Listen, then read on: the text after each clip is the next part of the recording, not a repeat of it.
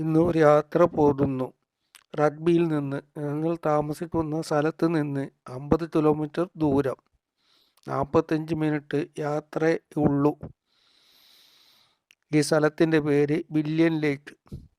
Billion ലേക്ക് ചെന്ന് ആ പാർക്കും തടാകവും കണ്ട് ഉച്ചക്കത്തെ ഭക്ഷണം ഒരു ബന്ധുവിൻ്റെ വീട്ടിൽ ചെന്ന് ഭക്ഷണവും കഴിഞ്ഞ് കോസ്റ്റോയിൽ നിന്ന് സാധനങ്ങളും മേടിച്ച് തിരിച്ച് വീട്ടിലെത്താവുന്ന വിധത്തിലാണ് യാത്ര അറേഞ്ച് ചെയ്തിരിക്കുന്നത്.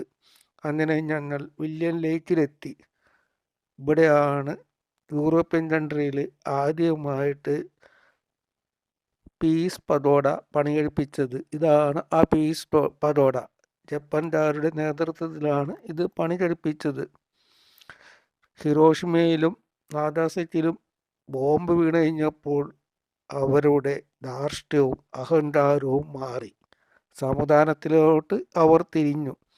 അങ്ങനെ ലോകത്തിൽ എല്ലായിടത്തും മിക്ക സ്ഥലങ്ങളിലും അവർ പീസ് പഗോഡ പണി കഴിപ്പിച്ചിട്ടുണ്ട്. നമ്മുടെ ഇന്ത്യയിലും പണി കഴിപ്പിച്ചിട്ടുണ്ട്. അങ്ങനെ പണി കഴിപ്പിച്ച ഒരു പീസ് പഗോഡ ഞാൻ ഒറീസയിൽ കണ്ടിട്ടുണ്ട്. ഈ അടുത്ത് ബുദ്ധൻ്റെ സ്തൂപ ഞങ്ങൾ അവസാനമായി കണ്ടത് ബീഹാറിൽ പട്നയാണ്. ആ സ്തൂപം വളരെ ആകർഷണമാണ് കേട്ടോ. അധികവും വലിപ്പവും വിസ്താരവും ഉണ്ട്. അത് കാണാത്തവർ കാണണം. കാണാൻ പോകാൻ സാധിക്കാത്തവർ എൻ്റെ വീഡിയോ കണ്ടോളൂ. ഞാൻ ആ വീഡിയോയിൽ ശരിക്ക് എക്സ്പ്ലെയിനും ചെയ്തിട്ടുണ്ട്, കാണിച്ചിട്ടുമുണ്ട്. ഇതൊരു പാർക്കാണ്. അതിന് പുറമെ ഇതൊരു ലേക്കുമാണ്. ഈ പഗോഡ 1980 പണി കഴിച്ചതാണ്. ഈ പാർക്കിലോട്ട് നമുക്ക് ഇനി പോവാം. പാർക്കിലെ കാഴ്ചയും ലേക്കിലെ കാഴ്ചയും കാണാം. ഇവിടെ നിന്ന് നടന്ന് പോവാം. ഒരു സ്ഥലത്ത് കാർ പാർക്ക് ചെയ്താൽ മതി. ഇതാ ലേക്കിലെത്തി. ഇവിടെ ഭക്ഷണം കൊടുക്കാമെന്ന് എഴുതി വെച്ചിരിക്കുന്നത് വായിച്ചിട്ടാണോ എന്തോ. താറാവുകളെല്ലാം അവിടെ ഭക്ഷണവും കാത്ത് നിൽക്കുന്നു. പക്ഷേ ഭക്ഷണം കൊടുക്കാൻ അവിടെ ആരെയും കണ്ടില്ല. ഇതാ ആ തടാകത്തിൻ്റെ ഭംഗി, അതുപോലെ പച്ചപ്പും. ഇതാ ഒരു അതിനെന്തെന്നാ പറയുക, ആകാശത്ത് പറക്കുന്ന സാധനം. ലണ്ടൻ ഇവിടെ പകുതി വലിപ്പമേ ഉള്ളൂ. എന്നാലും ഇവിടെയും കാണാൻ ഭംഗിയുണ്ട്. രാത്രി ലൈറ്റ് ഉണ്ടാവും. ഇപ്പോഴും ലൈറ്റ് കത്തുന്നുണ്ട്. പക്ഷേ പകൽ വെളിച്ചത്തിൽ മനസ്സിലാവുന്നില്ല. ഇതാ താറാവുകളെല്ലാം ലൈനായിട്ട് പോകുന്നു. നമ്മുടെ നാട്ടിൽ ടൂ വീലർ അതുപോലെ കാറുകാർ സിഗ്നൽ ലൈറ്റിൻ്റെ അടുത്ത് വരുമ്പോൾ ഒരു ലൈനും ഇല്ലാതെ ചറപറാന്ന് പരന്ന് കിടക്കും. മനുഷ്യർ ഓട്ടത്തിന് പങ്കെടുക്കാൻ പോകുന്നത് പോലെ. പക്ഷേ ഇവിടുത്തെ താറാവിന് പോലും സാമാന്യ ബോധമുണ്ട്. ലൈനായിട്ടാണ് അവരുടെ പോക്ക്. നമ്മുടെ റോഡുകളിൽ എന്നാണ് ടൂ വീലറുകാരും കാറുകാരും മര്യാദ പഠിക്കുന്നത്? ഇതാ ഇവിടെ തീറ്റ കൊടുക്കുന്നുണ്ട്. അതുകൊണ്ടെല്ലാം കരയിൽ നോക്കിയിരിപ്പാണ്. ആരെങ്കിലും തീറ്റ തരുമോ എന്നുള്ള പ്രതീക്ഷയിൽ. ഞങ്ങളുടെ കയ്യിലൊന്നും ഉണ്ടായിരുന്നില്ല. ഇവിടുത്തെ താറാവുകളും അരയന്നവും ഭയങ്കര വലിപ്പമുള്ളതാണ്. എല്ലാം നല്ല ഭംഗിയുള്ളതും. ഇവിടെ എവിടെയോ മുട്ടയിട്ട് വിരിയുന്നതാണ്.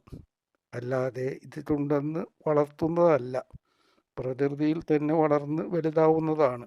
ഇതാണ് അരയന്നം. അരയന്നം ഇവിടുത്തെ എല്ലാ തടാകങ്ങളിലും ഉണ്ട്.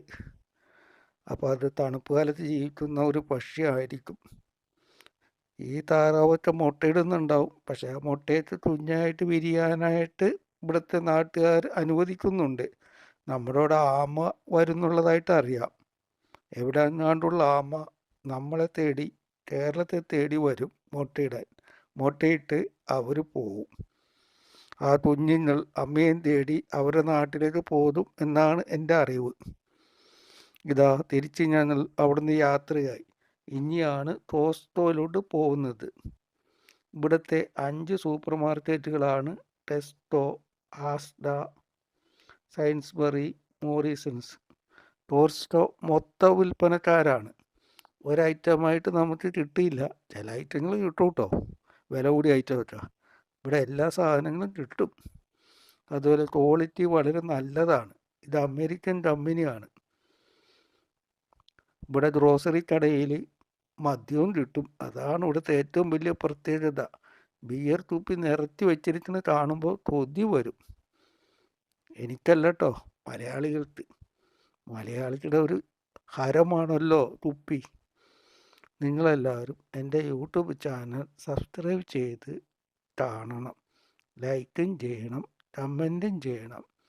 നിങ്ങളുടെ സ്നേഹിതന്മാരോട് എൻ്റെ യൂട്യൂബ് ചാനൽ ഷെല്ലി എംഎഫ് കാണണം, സബ്സ്ക്രൈബ് ചെയ്യണമെന്ന് അഭ്യർത്ഥിക്കണം.